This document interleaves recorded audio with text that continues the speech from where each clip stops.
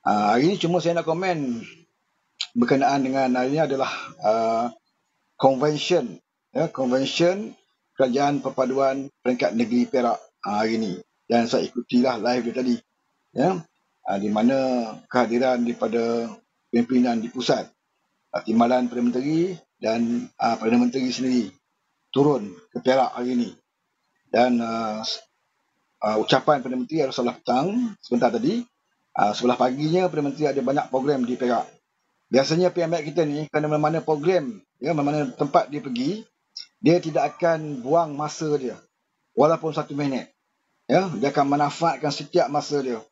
Kalau dia pergi ke Perak tu ada program petang, pagi tu dia dah ada program dia yang lain. Dia akan turun ke Umbi. Macam di Perak tadi, dia pergi tempat program jualan rahmah. Dia pergi kat situ. Di antara tempat yang dia pergilah. Dan dia sendiri pergi melawat tempat jualan rahmah. Dia tengok macam mana ayam dijual, daging dan sebagainya dengan harga-harga rahmah.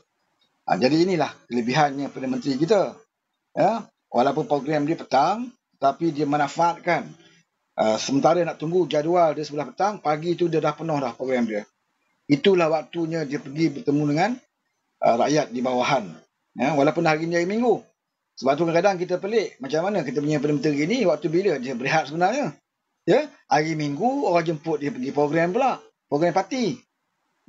Kalau hari bekerja, dia tidak terlibat dengan program parti, dia banyak program-program kerajaan sampai ke petang. Masa bila dia nak bertemu dengan Kak Umbi dalam program parti? Hari Minggu lah, hari Sabtu dan juga hari Ahad. Jadi kita pun tertanya-tanya, masa bila dia berehat? Tak ada masa dia nak berehat, saudara.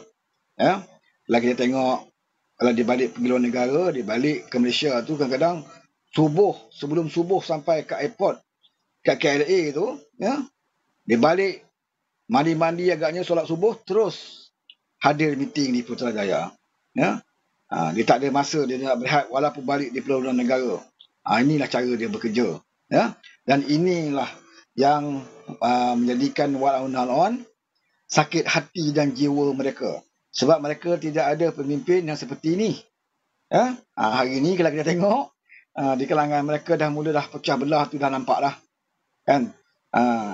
Parti Bersatu tu sendiri dah nampak dah perpecahan di kalangan mereka. Perpecahan juga berlaku di kalangan setru-setru mereka. Okay. Saya tak nampak, kenapa saya tak nampak komen bawah ni? Sekejap. Okay.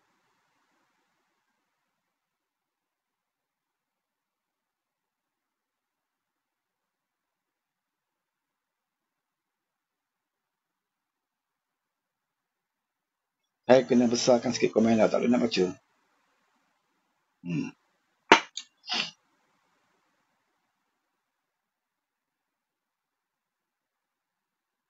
Tak sempat nak baca ni, lagu naik ni. Ada Rain kat sini, Nina.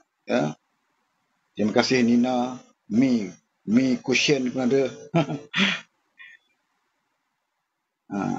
Pakai laptop besar sikit. Saya tak ada laptop. Laptop saya dah lama dah rosak. Hafiza. Kesian PM kerja kuat untuk bantu rakyat. Siang malam membanting tulang. Itulah. Macam dalam ucapan dia tadi. Dia ulah juga tentang rakyat. Apa yang dia nak plan bagi rakyat lah.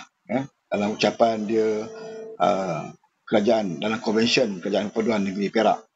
Dan dia menjelaskan kepada perwakilan-perwakilan yang terdiri daripada ahli-ahli parti daripada Pakatan Harapan dan juga daripada Barisan Nasional yang hadir, tentang bagaimana Kerajaan Perpaduan menguruskan negara ini.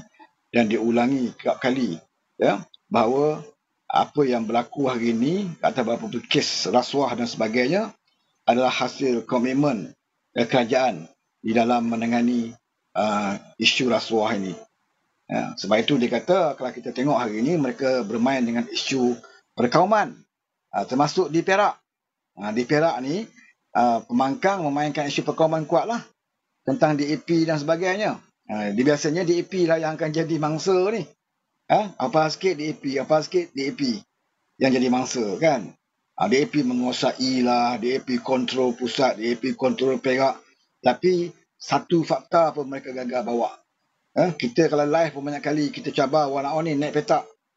Kan? Macam petang ni pun kalau ada Wanaon yang ada kat sini yang nak naik petak, nak ceritakan tentang apa DAP yang menjadi ketakutan bagi mereka, sila naik. Kita boleh berhujah sama ada DAP yang bahaya ke ataupun pemimpin Melayu yang sakau ini yang bahaya. Jadi kalau setakat bawa sentimen bahawa DAP ni adalah ancaman kepada Islam, DAP ancaman kepada Melayu, jadi sekadar sentimen semua orang boleh buat, semua boleh cakap, tapi bawalah fakta, bawa hujah yang betul, hujah yang boleh kita perdebatkan. Okey. Jadi kalau ada sesiapa kawan yang nak naik, nak ceritakan tentang bahayanya DAP, sila request. Saya akan naikkan anda. Saya takkan naikkan orang cari paksaan. Ada orang dia suka naikkan orang secara paksaan ni. Bagi cari walaupun kat bawah tu, invite.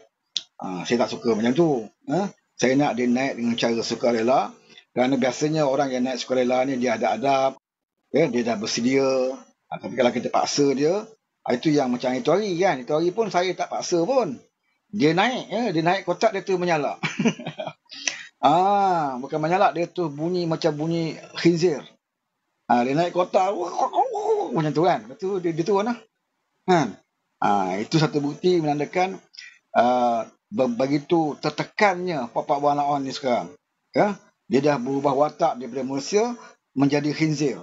Bila kita naik kotak room orang kan, tak boleh nak berhujah. Mungkin dia nak berhujah, tapi bila dia buka mulut aja berbunyi khinzir. Tu nak macam mana? Kena berubat lah. Penyakit tu kena berubat tu. Bahaya tu kena dibiarkan. Dia akan sampai ke keturunan-keturunan. Mungkin adalah salah dia. Kan? Salah dia selama ni banyak main fitnah ke. Banyak berbohong. Banyak main sentimen kaum. Banyak main sentimen agama. Dan last sekali bila buka mulut keluar bunyi khinzir.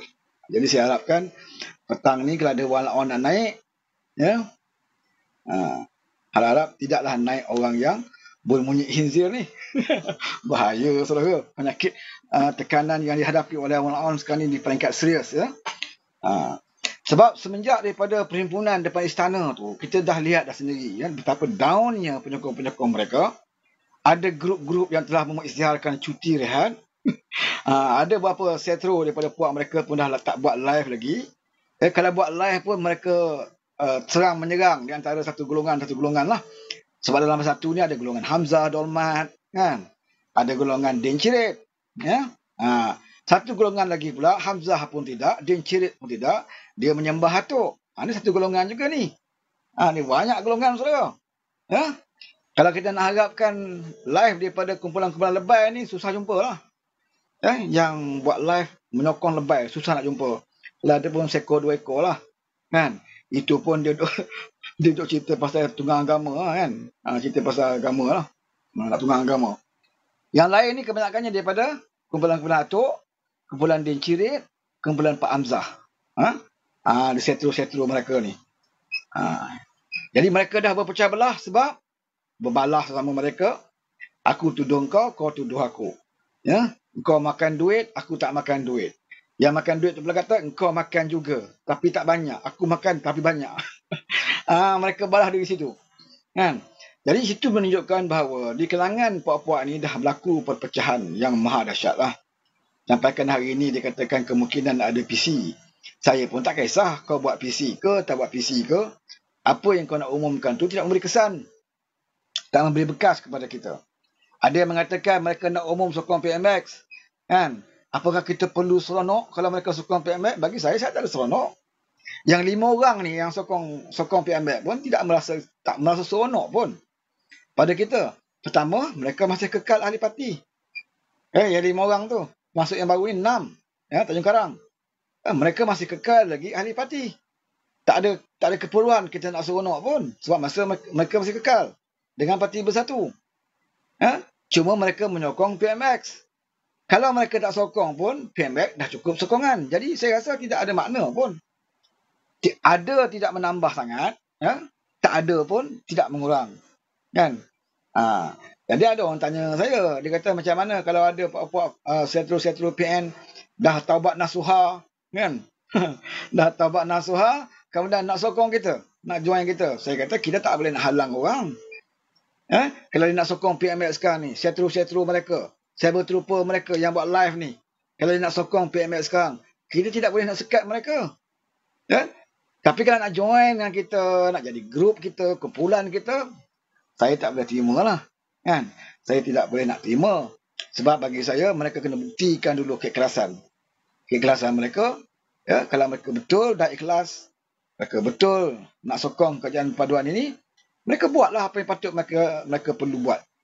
Tak perlu nak tanya kita, boleh tak kami sertai kamu, boleh tak kami join dengan grup-grup kamu, tak perlu. Kamu buat apa yang kamu rasa kamu perlu buat. Ya, buatlah live. Ceritakan dasar kerja yang sebenar. Kamu jawab balik teman-teman pembangkang. Tunjukkan bahawa kamu betul-betul ikhlas. Kan? Itu cara dia. Dan kita akan lihatlah betul tak betul keikhlasan kamu. Ya? Sebab bagi kita ni, kita dah biasa dah dikhianati. Jadi tidak pelik kalau kita sekarang ni, tentulah kita akan lebih berhati-hati dan beringat-ingat. Sebab dikala mereka dah terdesak dan tertekan sekarang ni, dan lihat tidak ada peluang, maka sudah pastilah ada seorang dua yang rasa-rasa fed up dan nak kembali kepada kita. Ya? Jadi kalau kita lihat hari ini, setro-setro mereka dah ramai dah tarik handbrake. Ada yang selama ni buat live hentam Anwar, ya, hentam PMX, hentam kerajaan macam-macam. Ya. Sekarang ni dia buat live cerita pasal perut lah. Cerita pasal lombong, pelombongan, cerita pasal cik makan. Sebab baru mereka sedar bahawa selama ini mereka bekerja kuat, ya, bodek pimpinan PN ni, ya, rupa-rupanya mereka diperbodohkan, mereka dipergunakan. Ya. Yang terakhir, dipergunakan apa yang berlaku di pintu pagar istana baru ini. Itu adalah satu program yang betul-betul memperbodohkan para penyokong mereka. Ya. Tapi alhamdulillah, semuanya telah terbongkar dan ahli-ahli dan penyokong-penyokong yang cerdik dah mula melarikan diri. Ya, selama ini mereka percaya, ya, dengan cikgu musibat tu. Ya, yang mengatakan seolah kumpulan mereka ini direstui oleh Agong. Sampai berangan begitu tinggi sekali. Ya, kata Agong nak jumpa, ya, Agong bersetuju nak bertemu, Agong perkenan nak bertemu. Dia viral kan. Jadi orang pun ramai dah percaya. Kan? Tiba-tiba je Agong nak jumpa pimpinan PN ni, apa hal? Kan? Agong pun dah nak bertukar. Tapi di hujung-hujung ni dia nak jumpa kerajaan PN, apa hal? Maka betul lah selama ini Agong tidak suka dengan PMX. Itu sangkaan ramai orang. Kan? Mana yang percaya, dia turun kat Kuala Lumpur, ke istana. Sebab nak menyaksikan pimpinan mereka masuk istana serah memorandum. Jadi ramailah turun. Kan? Pakcik, makcik yang kat kampung-kampung tu, habis semua dikerah. Naik bas lah, naik van lah kan. Jadi mereka sangkakan bila sampai ke istana nanti, mereka akan lihatlah beberapa pimpinan utama mereka, Haji Hadi, Mahadi, Muhyiddin, Hamzah Dolmat, ya. Siapa lagi? Pimpinan utama mereka akan ada di situ untuk bertemu ke bawah duli tuanku. Itu yang mereka sangkakan. Sebab itu mereka bersemangat nak pergi ke istana. Tetapi bila sampai ke istana, yang mereka lihat hanya seorang tua yang dah nyanyuk, yang jalan pun 2 selender, berada di pintu pagar. Ya? Orang tua ni dah macam anjing kurap, anjing tua yang kurap, ya, yang menyalak-nyalak di pintu istana, saudara. Itu je sekor yang ada. Selain tu adalah 2-3 ekor anjing lagi. Ya, anjing musibat, anjing gomo, anjing kari, anjing kupas kari. Tu adalah. Takkanlah nak bawa yang tu jumpa istana. Kata 3 orang diperkenankan kan. Kita pun carilah 3 orang. Kita jangkakan Mahathir. Ya? Saka tua tu Haji Hadi kat AJN. Dia duduk atas kursi roda kat AJN tu. Satu lagi yang kita jangkakan, kalau Haji Hadi tak datang, mungkinlah dia punya timbalan. Si Katik tu. Ya? Si Katik Tuan Berim. Dan satu lagi mungkinlah kalau tidak Din Cirit pun, si Hamzah Dolmat tu. Ya? Ataupun si Jemin Sumurit. Rupa-rupanya tak ada, saudara. Sekor pun tak ada. Sekor pun tak ada. Bayangkanlah, rumah dekat je. Istana Negara tu dengan rumah Din Cirit kan jauh pun. Istana Negara dengan rumah Zemin Semburit tu tak jauh. Masih Mezah tak jauh. Mereka tak sampai pun ke istana. Tetapi orang tua, pakcik-makcik ni yang daripada Kedah, Kelantan, Terengganu, punyalah jauh. Kalau kita tengok pakcik-makcik duduk tepi longkang, kesian tu. Kesian. Ya? Datang jauh tak hilang penat lagi sampai ke istana dengan cuaca panas, duduk tepi longkang makan nasi bungkus. Ya? Duduk tunggu-tunggu. Duduk tengok-tengok siapa pimpinan ni nak jumpa Agong ni. Agong nak jumpa sangat ni. Siapa pimpinan? Mereka tunggu-tunggu tak ada, saudara. Sampailah mari bersurai. Sampai kena halau oleh polis. Ya? Tak ada seorang pun, tak ada seekor pun yang masuk ke dalam. Last kali jumpa kat pintu pagar je. Saya pun tak pastilah memorandum tu hantar kat mana. Ya? Dan saya difahamkan sampai kepada raja memorandum tu. Ya? Saya difahamkan sampai kepada raja. Tapi bukan Raja Tuan Agong tu. Sampai kepada Raja Putra. Di istana di Manchester sana. Ya? Di-emailkan kepada Raja Putra. Ya? Memorandum tu. Tapi saya nak bagi tahulah. Ya? Kalau sampai kepada Raja Putra, ya? Macam mana kamu sampaikan dulu SD yang 20 orang tu. Yang kamu kata SD dah sampai ke istana. Ya? Papa Gomo dia kata SD dah ada dah. Ya, Salim Papukari Todi dia pun kata SD dah cukup dah. Sabar sikit masa lagi, sabar. Dah ada dah jumlah dia. Cukup jumlah dah. Dah sampai ke istana dah. Kan? Rupa-rupanya sampai ke istana Raja Putra juga. SD tu. Jadi Raja Putra pun keluar kan dalam live dia SD tu. Kan saudara pun tengok kan dalam live dia. Dia pun keluar kan. Ya, dia tunjuk dalam live ni 20 orang. Kan? Ha. Tetapi 2-3 hari lepas itu dia bagi tahu yang dia tunjuk tu SD tu itu adalah acah-acah je. Acah-acah je. Sebab apa? Sebab yang dalam 20 orang tu kantoi lah nama-nama dia. Kan? Rupanya dia pakai isi aja nama. Pakai isi janji cukup 20. Dan dengan dia letak seraya nama itulah dia menipu pada walaon ini. Sebab itu kita tengok dalam media sosial walaon cukup percaya dan cukup yakin. Kan? Sampai dia boleh listkan setro-setro daripada PH kerajaan perpaduan ini yang mereka akan kutip kalau mereka jadi kerajaan. Dia ada list lah tu. Ya, yang selalu buat live ni dia ada list. Kalau kami jadi kerajaan, kamu siap. Kami akan kutip kamu. Tengok. Kan? Belum jadi kerajaan pun dah berdendam dah.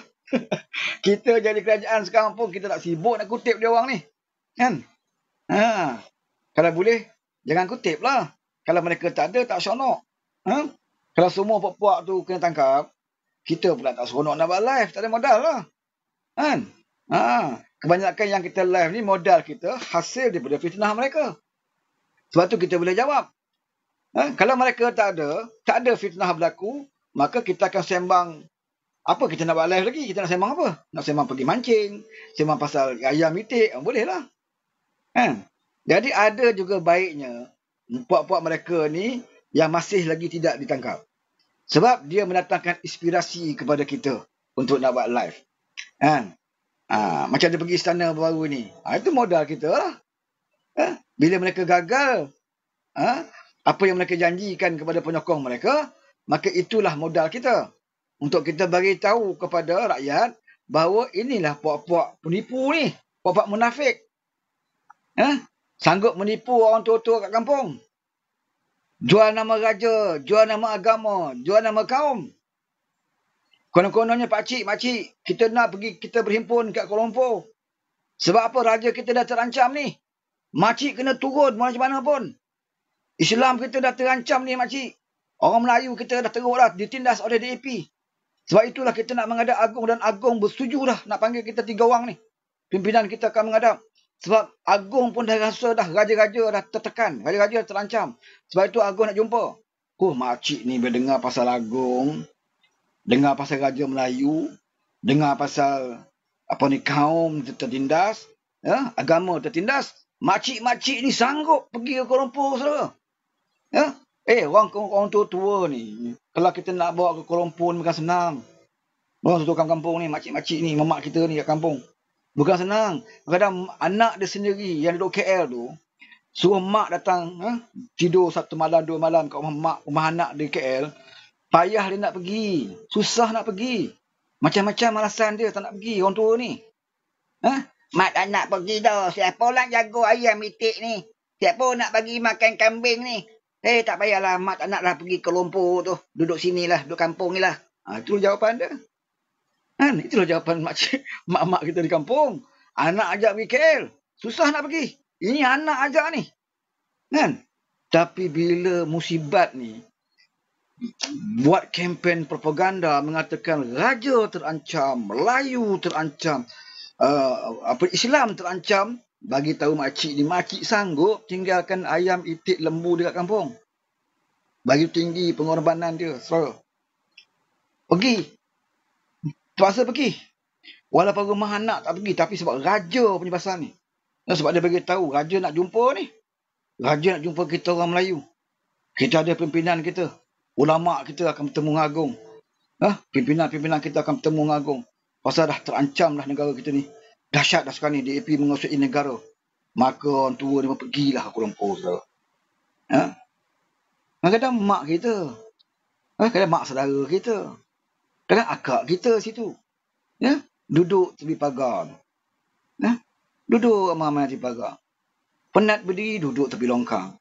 Perut lapar, ada nasi bungkus. Beli air plastik, air sebungkus.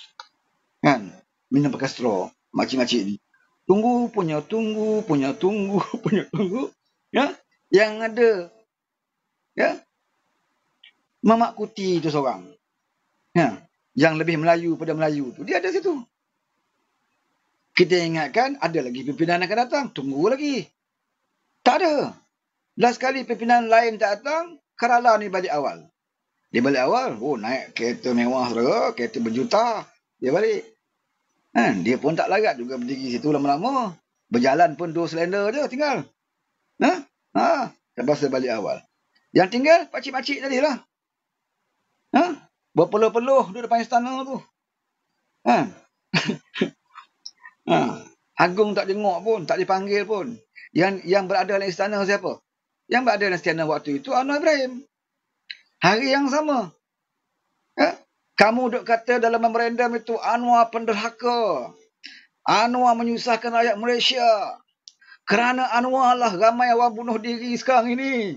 Kerana Anwar lah ada kes orang terjun jambatan. Dalam memorandum tu. Semua ditala kepada Anwar. Aksiden berlaku dalam utara bas terbakar, bas ekspres terbakar baru ni Anwar. Tanah runtuh baru ni pun Anwar Ibrahim. Banjir baru ni. Ada anak orang-orang kampung yang mati lemah tu Anwar Ibrahim. Itu dalam memorandum yang dihantar kepada Agung. Yang dia tulis dalam memorandum. Saya rasa ada 6 atau 7 perkara lah. Satu pun tak ada yang berfakta ataupun data yang boleh Agung teliti lah. Saya rasa kalau Agung buang memorandum tu tentang sampah pun memang layak lah. Tak ada poin, saudara. Tak ada poin. Negara kita sekarang ni dah teruk dah. Negara lain dah tak menghormati negara kita. Itu boleh memorandum. Harga barang naik dah. Tu je disebut harga barang naik. Tak ada data, tak ada apa. Dia buat memorandum. Kalau harga barang naik, pergi hantar pejabat KPDN lah, komplain. Kenapa cerita ke Agung? Sejak bila pula Agung nak menentu harga barang ni? Betapa bodohnya puak-puak tu. Sebab apa dia ada poin macam itu? Sebab sebenarnya mereka tidak ada perancangan dan mereka tahu pun bahawa mereka tidak akan dapat bertemu dengan Agung. Sebab itu mereka buat memorandum itu yang bagi tu low class. Saya ingat memorandum tu dibuat dalam waktu perjalanan mereka ke istana. On the way nak pergi istana tu masa itu buat memorandum tu. Sebab itu yang keluar poin-poin dia kalau saudara baca. Satu pun tak masuk akal dan melucukan. Sampai ke kes-kes bunuh tu jabatan ni Anwar juga salah.